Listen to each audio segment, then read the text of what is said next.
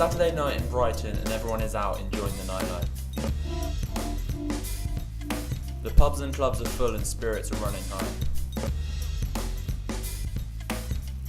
But not everyone is in the party mood. Across the city's dispossessed are struggling through another January night.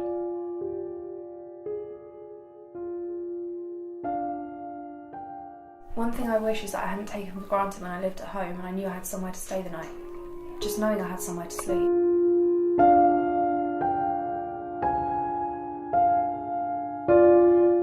At the Safe Haven Night Shelter, like many across the city, some are being provided with much needed food and shelter. We aim to help those who belong to the street community or those who are vulnerable, and we basically want to provide the homeless with housing, the lonely with love, and the addicted. We want to enable them to recover in the long run.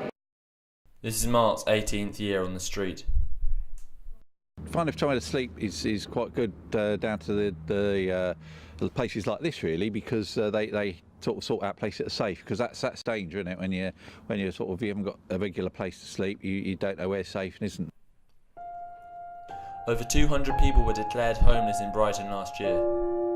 This is just a few of their stories. Mark's starting his daily routine, but it's getting harder every day.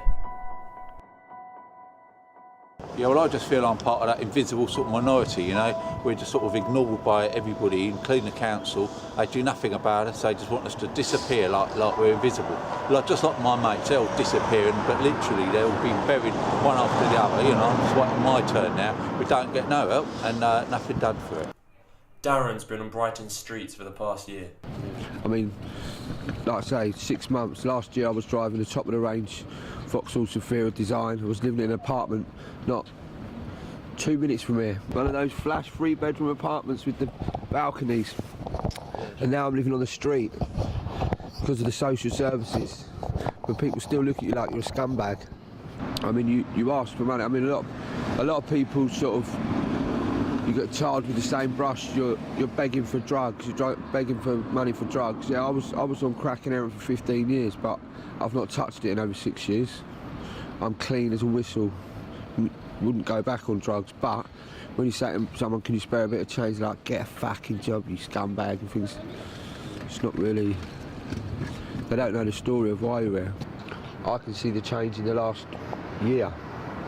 The government cuts and whatever homeless people I mean, they started looking a bit tidier with the help that they were getting, but now you can tell a homeless person. Do you feel sort of supported in the city? Not at all. No? No, they say this is the best place to be if you're homeless, if there's anywhere good to be homeless. This is called the end of the line for homeless people.